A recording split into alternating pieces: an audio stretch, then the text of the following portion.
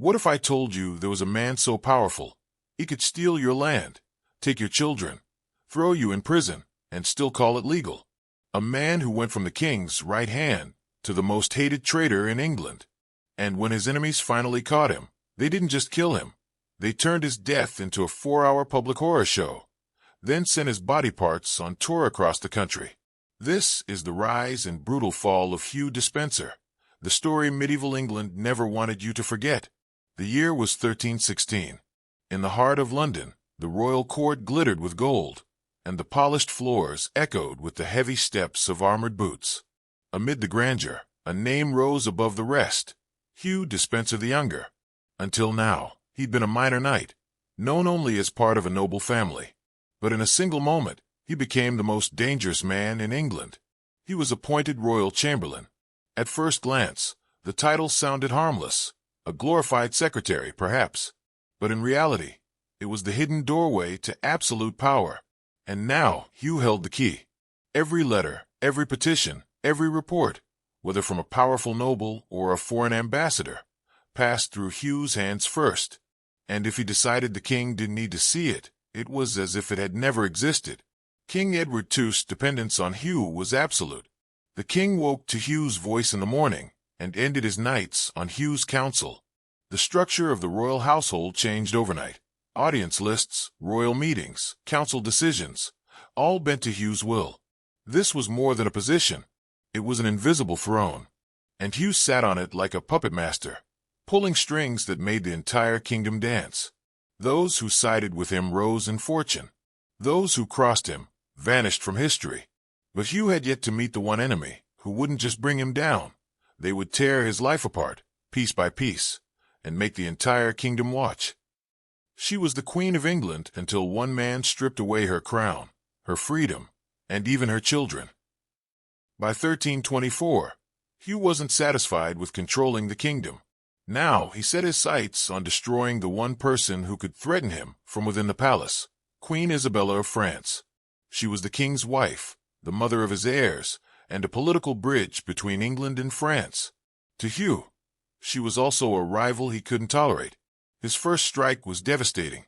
In a single coordinated move, he seized 28 of Isabella's estates, lands worth more than £20,000 a year, a fortune greater than many duchies. Royal clerks arrived at dawn across England, reading identical writs that declared the Queen's properties for the safety of the realm. It was theft disguised as law. Within a week, Hugh ordered the arrest of 31 of her French attendants, including her personal physician, her confessor, her children's tutors. No trial, no evidence, just Hugh's word that they were a threat. Then came the cruelest blow. He took her children. Prince John, only 8 years old, was sent to live with Hugh's wife. Princess Eleanor, barely 6, was taken to one of Hugh's estates in Wales. Isabella was allowed only one supervised visit a month, with Hugh's men present to listen to every word. Even in public, Hugh made sure to humiliate her. At the Christmas feast of 1324, instead of being seated beside the king, Isabella was placed below the salt, the medieval equivalent of being pushed to the kids' table. Foreign ambassadors rode home in disbelief, describing the queen treated like a servant in her own court. Isabella's private letters from this time tell the story in her own words: "I am a prisoner without walls, a queen without authority, a mother without children, a wife without a husband's protection."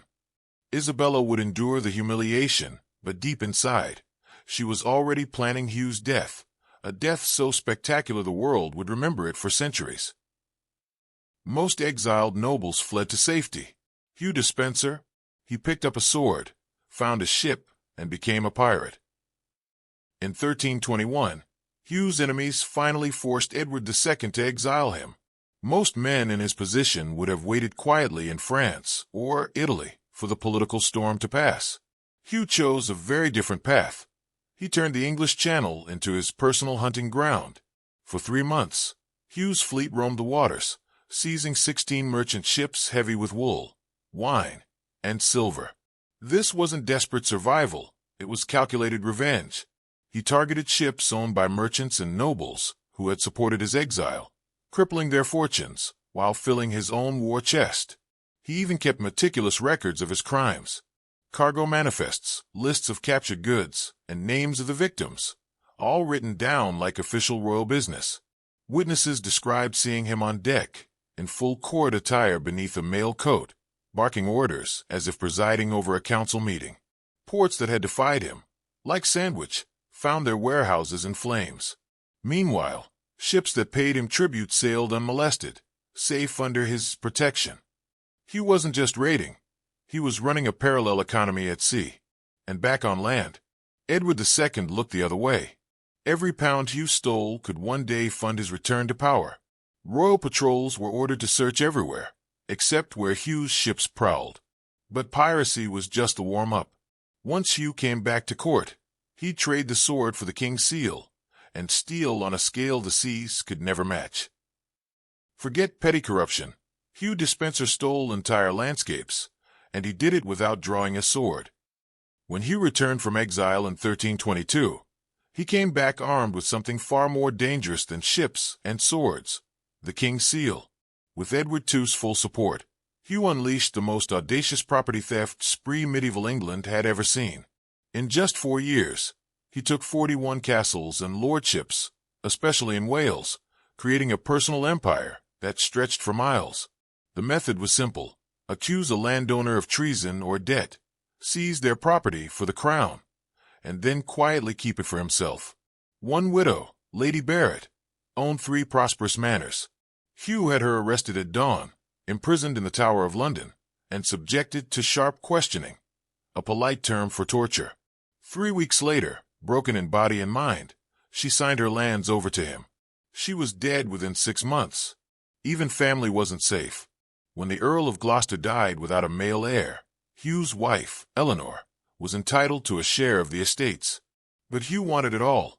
He forged documents claiming the other sisters owed massive debts to the crown, seized their lands, and had one sister's husband thrown in prison until she surrendered her property.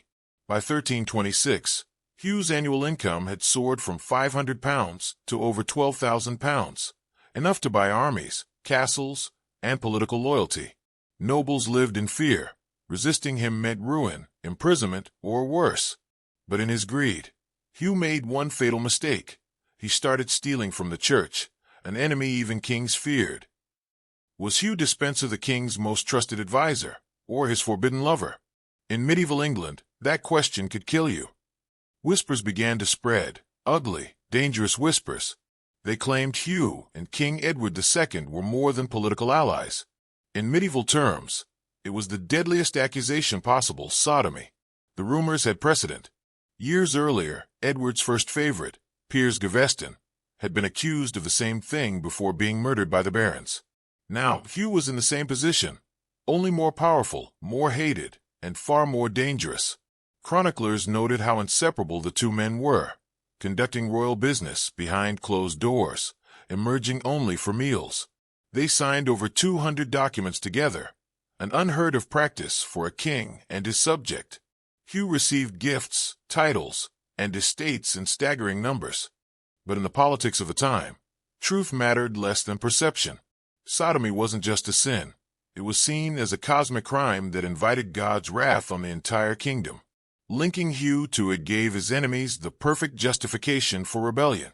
Preachers gave sermons on unnatural vice, without naming names. Poets wrote mocking verses, and foreign courts received anonymous letters describing England as ruled by lust and corruption. Whether the accusations were true or fabricated didn't matter. The stain was permanent. Now Hugh wasn't just a corrupt noble or a pirate-turned-landlord. He was a moral abomination in the eyes of church and state. And in medieval England, that meant his death would have to be unforgettable. Medieval England didn't just kill its enemies. It turned their deaths into national events. November 24th, 1326. In the city of Hereford, crowds gathered for miles around. A 3-story wooden platform had been built for the best view, with Queen Isabella herself seated above, wine in hand, ready to watch Hugh's final moments. Hugh was dragged from his cell naked, his hair and beard shaved away. Across his skin, executioners painted words in pig's blood. Judas across his forehead, sodomite down his spine. A crown of stinging nettles was jammed onto his head, causing his scalp to swell and blister. He was tied backwards to a horse and paraded through the streets. Market sellers threw rotten vegetables, priests shouted curses, and the rout wound past families he had ruined. On the scaffold, the torture began. He was hanged, but only until his face turned purple. At the count of 40 breaths, they cut him down, reviving him with vinegar-soaked cloths. Next came castration with a heated blade. His severed genitals burned before his eyes. Then slowly, his intestines were drawn out and thrown into a fire while he was still alive. Each stage was announced to the cheering crowd with a list of his crimes. Finally, his head was struck from his shoulders, but even this took 3 blows. His body was quartered, and the people voted on which cities would receive the pieces. But even death didn't end Hugh Despencer's career. His body was about to go on a 4-year tour of England. In life, Hugh ruled the land. In death, he ruled the gates of England's cities, one body part at a time. Immediately after his execution, Hugh's head was tarred for preservation and carried in an iron cage to London Bridge. Along the way, towns displayed it for days so locals could spit, jeer, and curse at it. His right arm went to York, mounted low enough so travelers could see his withered hand in detail. Bristol received the left arm, fitting, since many of its merchants had been victims of his piracy. Hereford kept a leg, Northampton the other, both nailed above their main gates. The remains were guarded, retarred regularly, and became local landmarks. Children made rhymes about them. Merchants used them as meeting points. To the medieval mind, this wasn't grotesque. It was justice on display. The church claimed scattering his remains would prevent his resurrection at Judgment Day, condemning him in both life and afterlife. For 4 years, Hugh's body served as a warning until his widow was allowed to collect what little was left. But medieval justice was a wheel, and the people who destroyed Hugh were about to find themselves under it. In medieval England, today's executioner was tomorrow's victim. For years after Hugh's death, on November 29, 1330, Roger Mortimer, the man who had overseen Hugh's execution, stood on his own scaffold. The date was no accident. King Edward III chose it to make a point. Mortimer was hanged and left on display for 3 days. Queen Isabella, spared execution because she was the king's mother, lived the rest of her life under house arrest. Every year, she was forced to visit Hereford on the anniversary of Hugh's death and pray for his soul. Other nobles who had signed Hugh's death warrant met grim fates, sudden illness, accidents during hunts, mysterious poisonings. The message was clear. Power in medieval England was temporary, and vengeance was inevitable.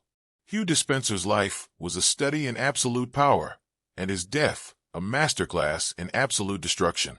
His enemies thought they'd erased him forever, but their own downfalls proved the truth of medieval politics. The wheel always turns, and when it does, it crushes everyone in its path.